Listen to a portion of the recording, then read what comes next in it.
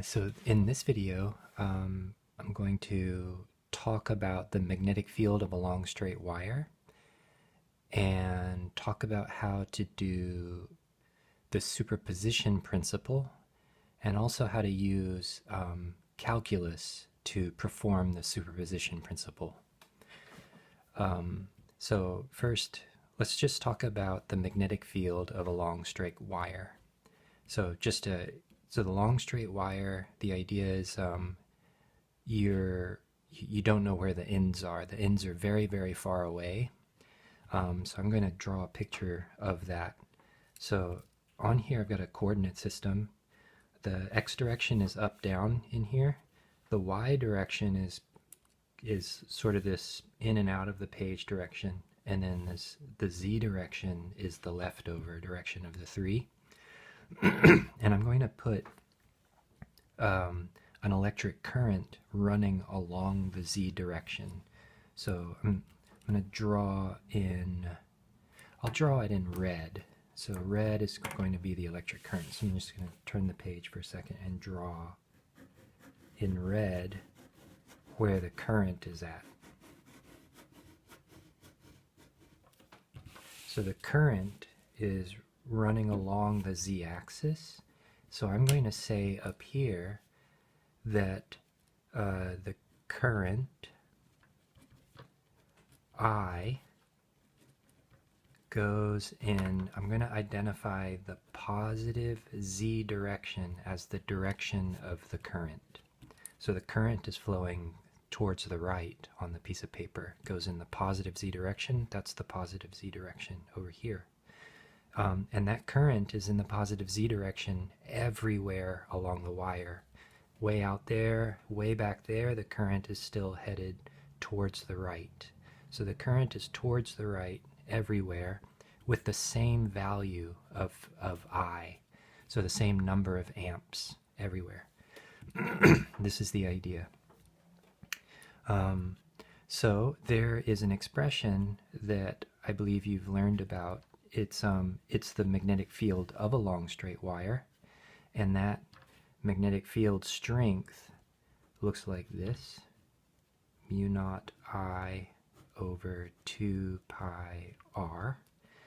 And the idea is this is the magnetic field strength, and it turns out that the strength of the magnetic field due to this current, or associated with this current, the strength of that magnetic field is proportional to the current itself. So the stronger the current, the bigger the magnetism around the wire is. But also it's inversely proportional to how far away from the wire you are. So it's inversely proportional to r. R is the distance from the wire. Okay, so I'm going to go up the x-axis and identify a place to look. And I'm going to show you how to use this expression with what is called the right-hand rule. The right-hand rule is how you learn the direction of the magnetic field. The point is the magnetic field actually is a vector valued quantity. So not only do you need to describe its magnitude, that's what this expression is for, but it's also that you need to also describe the direction. And the direction for magnetism is actually kind of strange compared to electrostatics, like electric field and electric force directions. Those are honestly kind of easier. The magnetic field is complicated. It's based on a right-hand rule. So let's say that this current is still here, and I want to know what is the magnetism, or what is the magnetic field, if I go along the x-axis and stand right here. That is, I want to know what is the magnetic field of this location in space. So what I need to know is how far away is this location from the wire. And it's interesting, but in the long straight wire's case, the distance that you want to know is actually what is the shortest distance back to the wire, because you could get to the wire by going over to here, And it's not that distance we're interested in. It's not this distance either. It's the closest distance. So it's just down the x-axis in this drawing. So here is the value of r right there. It's from here to the wire along the shortest path. So whatever that r value is, I would just stick it right there and then have to evaluate based on the amount of current, the value of mu sub 0. This is the permeability of free space. It's a constant. And then the 2 and the pi, you know what their values are. So you have a way to calculate the strength of the magnetic field if you know the value of r and if you know the value of I.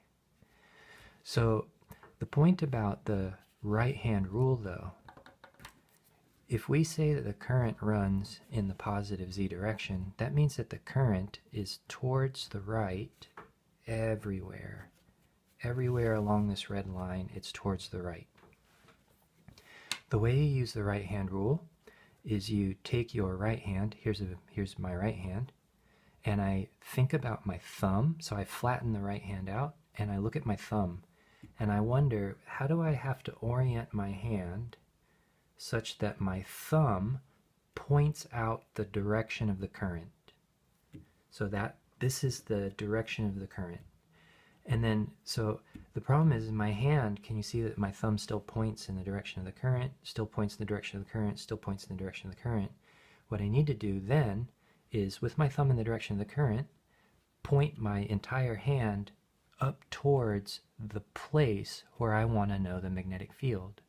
So I'm going to imagine my hand pointing up to that place, and then because it's my right hand and I've oriented my hand such that it points out to the place P, my thumb is along the direction of the current right now. With my right hand, I wonder, how can I curl it? The easiest way to curl it is in this direction. And the right hand rule says that the magnetic field is in the direction of my fingers after I curl them, of my right hand, not of my left hand. My left hand points it the wrong direction, my right hand. So that means that the magnetic field here, by the right hand rule of a current flowing towards the right,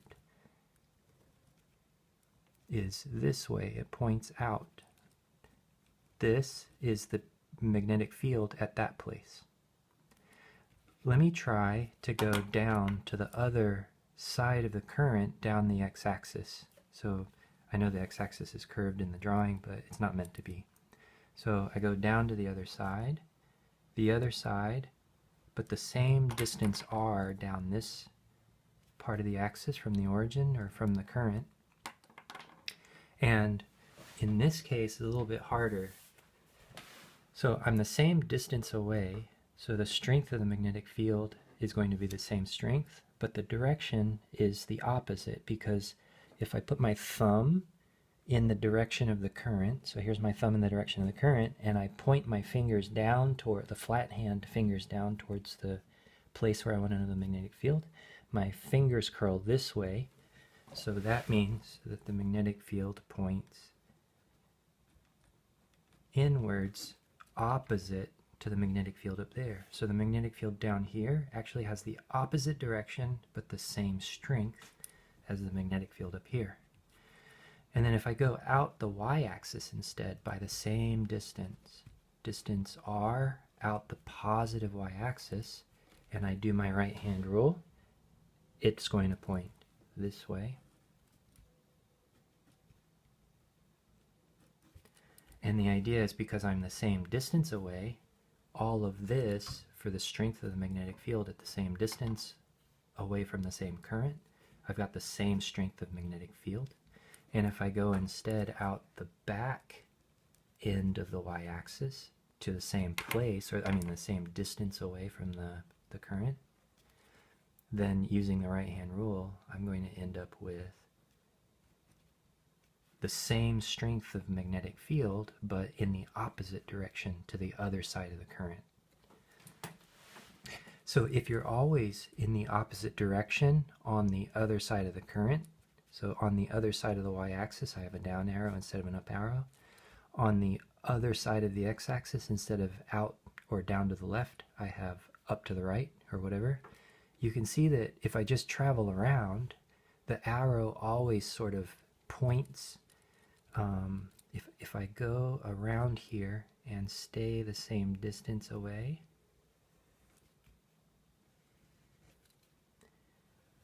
what you're beginning to see is that the magnetic field tends to cycle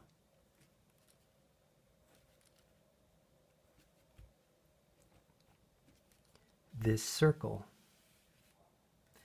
And so this circle here, this so-called field line, this field line is another way to depict the magnetic field. And it's especially useful if the magnetic field is changing direction at different places in an interesting way. So these individual arrows, so I could say that, let's say that this is location number 1, this is location number 2, number 3, number 4. Because all of these places, 1, 2, 3, and 4, are at the same radius away from the current, all of the arrows have the same length. They're all going to evaluate to the same strength. But at all of the locations, 1, 2, 3, and 4, the direction of the vector is very different. Yeah. So if I was to go out to a further away radius, I will have another field line, a line of constant magnetic field strength, and it would again be a circle that surrounds the current